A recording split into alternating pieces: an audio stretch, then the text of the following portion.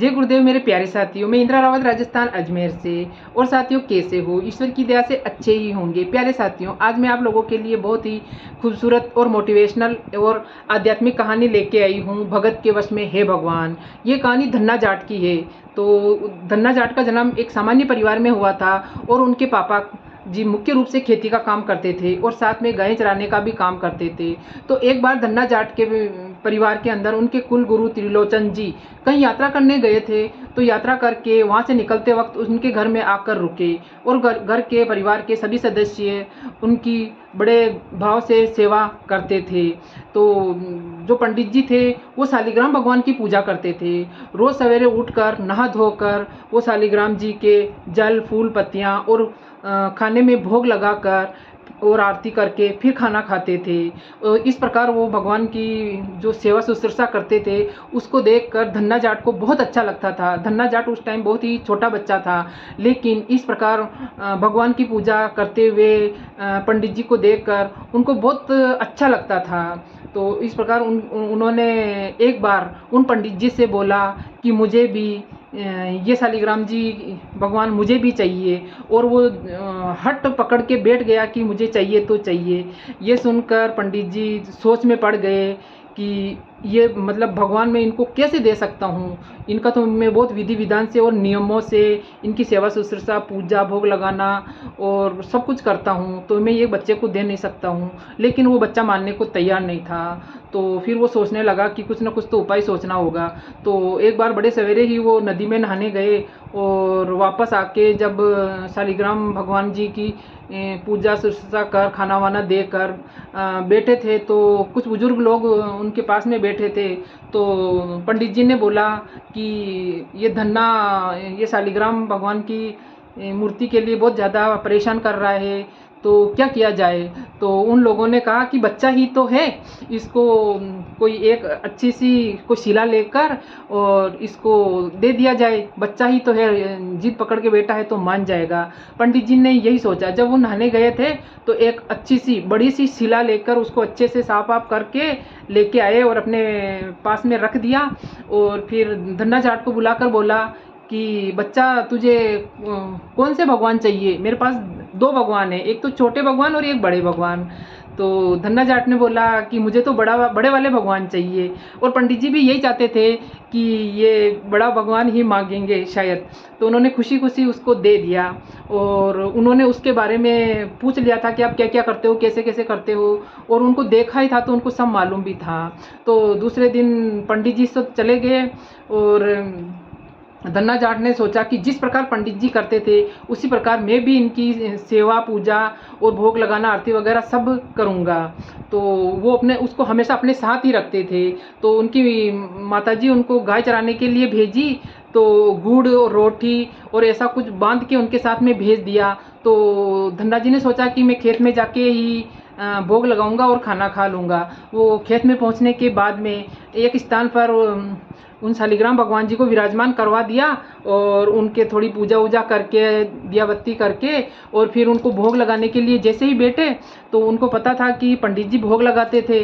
तो उन्होंने उनको भोग अर्पण किया और उनको खाने के लिए बोला कि आप भोजन ग्रहण कीजिए और उसके बाद में मैं खाऊंगा। तो उन्होंने भोजन ग्रहण नहीं किया। बच्चा ही था, हट पकड़ के बैठ गया कि जब तक शालिग्राम जी भोजन नहीं करेंगे मैं भी नहीं करूँगा। इस प्रकार पूरा दिन निकल गया और शाम होते होते जब भगवान जी ने भोजन नहीं ग्रहण किया तो उन्होंने वो जो रोटियां थी उन्होंने गाय को दे दी और घर पे आ गए। और इसी प्रकार 3 दिन निकल गए। रोज़ वो भोजन लेके जाता और उनको भोग लगा के उनको खाने को बोलता, तो वो खाना यूं का यूं रहता। तो वो नहीं खाते तो वो खुद भी खाना नहीं खाते। इस प्रकार बच्चा 3 दिन तक भूखा रहा। फिर एक बार शाम का टाइम हो गया तो उनको बड़ा अजीब लगा और उन्होंने शालिग्राम जी भगवान को के सामने गए और ज़ोर ज़ोर से रोने लगे और उनको बोलने लगे कि आप तो बड़े ठाकुर साहब हैं, आपको तो तरह तरह के 56 भोग लगते होंगे, आप तो बहुत सारे भोजन इधर उधर से खा लेते होंगे, लेकिन क्या आपको मेरे ऊपर भी दया नहीं आती? मैं तो एक छोटा सा बच्चा हूँ, आज मुझे 3 दिन हो गए भूखे रहते हुए।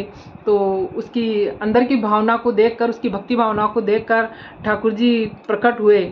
उसको देखकर धन्ना जाट बहुत खुश हो गए और उनको वो खाना अर्पण किया। तो भगवान जी ने अपने हाथों से खाना खाया जिसमें गुड़, रोटी और छाछ ये सब थे, तो उन्होंने अपने हाथों से खाना खाया। तो इस प्रकार ठाकुर जी ने खाना खाया और खाना खाते 2 रोटियां ख़त्म कर दी, और जैसे वो तीसरी रोटी को खाने लगे, इतनी देर में धन्ना जी गए और भगवान जी का हाथ पकड़ लिया और बोला कि आप तो रोज़ खाना खाते हो, लेकिन मेरे को तो 3 दिन बिना खाना खाए हुए हो गए हैं, तो मैं तो बहुत भूखा हूँ। 4 रोटियां थी, 2 आपने खा ली और 2 अब मेरे लिए छोड़ दो। तो भगवान जी मुस्कुराए और 2 रोटियां उसको खाने के लिए दे दिया। और इस प्रकार अब ये तो रोज़ का नियम हो गया। धन्ना घर से खाना लेकर आता, भगवान जी को भोग लगाते, 2 रोटी वो खाते, 2 रोटी वो खाते, और इस प्रकार सब कुछ मज़े से चल रहा था। तो एक दिन ठाकुर जी ने बोला कि धन्ना, मैं तुम्हारे रोज़ रोटी खाता हूँ, तो मैं तुम्हारी मुफ्त में रोटी नहीं खा सकता हूँ। मुझे इसके बदले तुम्हें कुछ न कुछ सेवा तो मुझे देनी पड़ेगी, तो मुझे कुछ सेवा करने का मौका दो। तो धन्ना ने बोला कि मेरे पास तो कोई काम ही नहीं है, मैं तो बच्चा हूँ, मैं तो सिर्फ गायें चराता हूँ, मेरे पास तो और कोई काम ही नहीं है। तो शालिग्राम जी ने बोला कि चलो ठीक है, मैं तुम्हारी गायें ही चरा देता हूँ। तो इस प्रकार वो जब तब उनकी गायों को चराने लगे, इधर उधर जाने पे वो लेके आने लगे। तो इस प्रकार का क्रम चलता रहा। तो एक बार काफ़ी दिन हो गए, तो एक बार धन्ना जी ने शालिग्राम जी भगवान को बोला कि आप मुझे अपने दिल से क्यों नहीं लगाते हैं, आप मुझे अपने सीने से क्यों नहीं लगाते हैं। तो उन्होंने बोला कि मैं तुम्हारे सामने प्रकट तो हो गया हूँ, लेकिन मैं तुम्हें अपने दिल में नहीं बसा सकता हूँ, तुम्हें मैं अपने गले नहीं लगा सकता हूँ। तो धन्ना ने बोला कि क्यों? क्योंकि मैंने तुम्हें प्रकट रूप से दर्शन तो दे दिया, लेकिन कोई भी ठाकुर जी अपने आप को अपने आप में समाहित करने के लिए उनको कुछ ना कुछ गुरु बनाना जरूरी होता है। किसी एक संत सतगुरु को अपना गुरु बनाओगे तभी आप मेरी शरणागत में आ सकते हो। तो धन्ना ने बोला कि मैं तो ऐसा कुछ जानता ही नहीं हूँ, गुरु के बारे में मैं तो कुछ भी नहीं जानता हूँ। जब मैं जानता ही नहीं हूँ तो मैं क्या कर सकता हूँ। तो उन्होंने बोला कि काशी में एक गुरु जी हैं और वहाँ पर वो मेरे ही रूप में विराजमान हैं, गुरु रामानंदाचार्य जी। तो आप उनके पास में जाइए और उनसे गुरु दक्षिणा लीजिए। ये सुनकर धन्ना जी रवाना हो गए और काशी में जाकर उन गुरु जी को ढूंढ लिया और उनके पास में रहकर उनकी खूब सेवा शुश्रूषा करने लगे। तो उनकी सेवा से खुश होकर उन गुरु जी ने उनको नामदान दे दिया और बोला कि तुम घर जाकर खूब लोगों की सेवा करो। तो धन्ना जी ने बोला कि मेरे को तो यहाँ से अब जाना नहीं है, आप मुझे जाने की क्यों बोल रहे हैं। तो गुरुजी ने बोला कि तुम यहाँ रहोगे तो तुम्हारे कर्म इतने नहीं कटेंगे, लेकिन अगर तुम जाके परिवार के साथ रहकर परिवार के सारे काम करने के बाद में तुम भक्ति करोगे तो तुम्हारी भक्ति ज़्यादा फलीभूत होगी और इससे तुम लोगों का भला भी कर सकते हो। तो गुरु की आज्ञा मानकर धन्ना जी वहाँ से रवाना हो गए और आने के बाद में अपने शालिग्राम जी भगवान को बहुत बहुत धन्यवाद दिया और उनको बहुत बहुत धन्यवाद देने के बाद में रोज़ उनकी सेवा शुश्रूषा पूजा करने लगे। और इस प्रकार जब वो वहाँ से आए तो वो खूब सारे साधु संतों को रोज़ खाना खिलाने के लिए इधर उधर से बुलाने लगे, क्योंकि उनके दिल में भक्ति की का बीज प्रफुल्लित हो चुका था। तो दूर दूर के लोग उनके घर में खाना खाने के लिए आते थे। कभी कोई सन्यासी आते थे, कभी कोई ऋषि आते थे, कभी कोई गुरु आते थे, कभी कोई सत्संगी आते थे। तो इस प्रकार उनके घर में हर जब भी खाना बनता रहता था। तो एक बार उनके पापा जी ने गुस्सा होकर उनको बोला कि धन्ना, हम तो घर गृहस्थी वाले हैं, तो महीने में 1-2 बार अगर मेहमान आते हैं तो चलता है, लेकिन ये तो रोज़ का ही काम हो गया है। हर जब भी कोई सन्यासी या ऋषि मुनि या सत्संगी यहाँ पे आते हैं तो ऐसे कैसे चलेगा। अभी तक तो तुम तो कुछ कमाते भी नहीं हो, अगर ऐसा चलेगा तो अपनी घर गृहस्थी अच्छी तरह से नहीं चल पाएगी। तो कल से यहाँ पे, आज से ही यहाँ पे कोई भी सत्संगी नहीं आना चाहिए। ये सुनकर धन्ना जी बहुत परेशान तो हो गए, लेकिन उन्होंने अब वो कर भी क्या सकते थे। तो इतने में उनके पापा ने उनको गेहूं की बोरियां दी और बोला कि खेत में जाके इन सारे बीजों को बो कर आओ। तो धन्ना गाड़ी के अंदर गेहूं की बोरियां लेकर खेत के लिए रवाना हो गए। और जैसे ही वो खेत के लिए रवाना हुए तो रास्ते में उनको बहुत सारे साधु सन्यासियों का एक हुजूम आता हुआ नजर आया। और उनको देखकर उसने गाड़ी रोकी और सन्यासियों के सामने रुके। तो उन सारे सन्यासियों ने बोला कि हमें धन्ना जाट के घर जाना है, क्या आपको पता है इस गांव में धन्ना जाट का घर कौन सा है।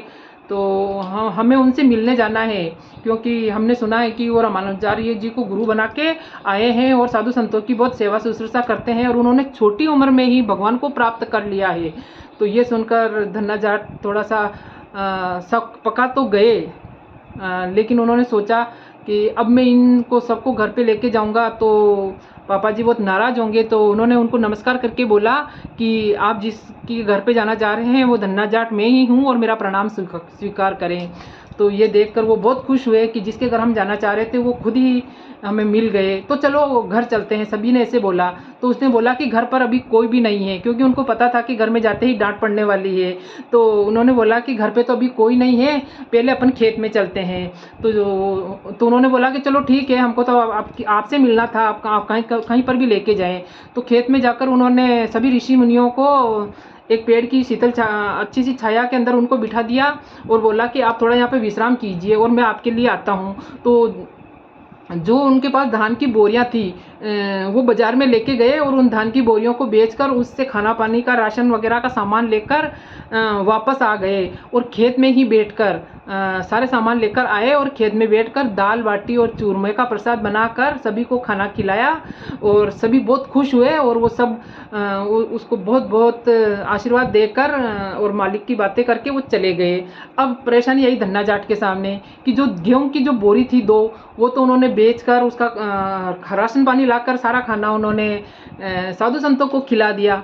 अब खेत में क्या बोएंगे, लेकिन उनने डर के मारे उन्होंने क्या किया, उन बोरियों में रेत भर के उस खेत में वो अनाज की जगह उन रेत को बोने लगे कि लोग आसपास के देखेंगे तो कम से कम सोचेंगे तो सही कि इसने काम तो किया है। तो लोगों ने देखा कि धन्ना खेतों में गेहूं बो रहा है और शाम को घर पे गया और पापा के पूछने पर बोल दिया कि मैं खेत को बोकर आ गया हूँ।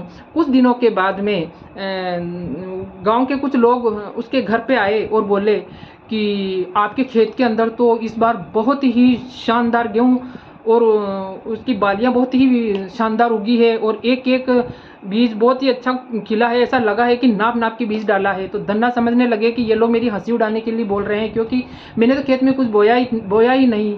लेकिन जब उन्होंने सच में देखा तो सब जने वहाँ खेत में गए और देखा तो पूरा खेत एकदम, जिसके किसी के भी खेत में ऐसा गेहूं नहीं था, उससे भी शानदार गेहूं खेतों में लहलहा रहा था। ये देखकर धन्ना जाट का दिल और आत्मा भर आई और वो ईश्वर की दया को देखकर और महसूस करके फूट फूट कर रोने लगा। तो सभी लोगों ने सोचा कि ये फूट फूट कर क्यों रो रहा है। तो सभी लोग उनके पास में आए और उनके पापा जी ने पूछा कि तुम इस प्रकार फूट फूट के क्यों रो रहे हो। तो धन्ना जाट ने सारी बात अपने पापा जी को बता दी कि आपने मुझे जो धान की बोरियां दी थी वो कोई साधु सन्यासी मिल गए, तो मैंने उसका अनाज और राशन सामान लाकर खाना बनाकर उनको खिला दिया और मेरे पास कुछ भी नहीं बचा। तो मैंने डर के मारे मिट्टी लेके और उसी मिट्टी को बो दिया। तो ये तो मालिक की कृपा है कि ये इतना प्यारा जो आपको खेत खलियान दिख रहा है और जो बालियां दिख रही है वो मालिक की दया ही है। ये सुनकर धन्ना जाट भी बहुत उसके ऊपर बहुत प्यार आया और वो भी बहुत रोने लगे कि मालिक की दया मेरे बच्चे पे कितनी अच्छी है और मैं इस बच्चे को इन सब कामों के लिए मना कर रहा था। और उसने अपने बेटे को बोल दिया कि आज के बाद में मैं तुझे कुछ भी करने से नहीं रोकूंगा, तू चाहे जितने साधु संतों की सेवा करवाना और तू चाहे जो करना, ईश्वर की दया जब हो ही गई है तो अब मैं तुझे कभी भी नहीं रोकूंगा और मैं खुद भी भगवान की भक्ति करूंगा और साधु सन्यासियों को अपने यहाँ बुलाऊंगा, भोजन करवाऊंगा। तो इस प्रकार गांव वाले सभी बहुत खुश हो गए और उस साल उसके खेतों के अंदर इतना अनाज हुआ कि उनके रखने के लिए भी उनके पास में जगह नहीं बची। उनके लिए अलग व्यवस्था करके उस अनाज की बोरियों को रखवाना पड़ा, पड़ोसियों के घरों में रखवाना पड़ा, जिनके पास में रखने की व्यवस्था थी वहाँ रखवाना पड़ा। तो इस प्रकार इतना सारा अन्न होने की वजह से ही धन्ना को उसी टाइम से धन्ना जाट के नाम से जानने लगे थे। और अगर किसी के खेत में अच्छा गेहूं नहीं होता था तो लोग धन्ना जाट के खेत से मिट्टी ले जाकर प्रसाद के रूप में अपने खेतों में छिटकते और फिर उनके खेतों में बहुत अच्छी फसल होती थी। और उस दिन के बाद में उस गांव के अंदर आसपास के सभी गांवों के लोग उनका नाम सुनकर और उनसे मिलने के लिए आने लगे थे और सभी को उस परिवार के सभी सदस्य मिलकर खाना बनाते, खिलाते और उनकी सेवा शुश्रूषा करते थे। तो इस प्रकार मेरे प्यारे साथियों, भगवान की सेवा करना और गुरु को मानने का इससे बड़ा क्या उदाहरण हो सकता है कि अगर आप सच्ची भावना से ईश्वर को मानोगे और उनको साक्षात मानते हुए उनको अपनी आत्मा में बिठाकर अगर मिट्टी भी खेतों में बोओगे तो उससे भी गेहूँ प्राप्त हो सकता है। ये सच्ची घटना है मेरे प्यारे भाइयों और बहनों, ये सच्ची घटना है, ये कोई ऐसी कहानियाँ नहीं है, ये सच्ची घटना है धन्ना जाट की। आज भी वो गांव है और आज भी वो परिवार के लोग हैं वहाँ पे। तो मेरे प्यारे साथियों, ईश्वर के ऊपर पूरा भरोसा रखिए, पूरी श्रद्धा भावना से ईश्वर को मानिए और अपने ईश्वर भक्ति को प्रगाढ़ बनाए रखिए। तो मेरे प्यारे साथियों, आपको ये कहानी कैसी लगी? अच्छी लगी हो तो लाइक कमेंट और शेयर कीजिए, नए आए हो तो सब्सक्राइब कीजिए। जय गुरुदेव।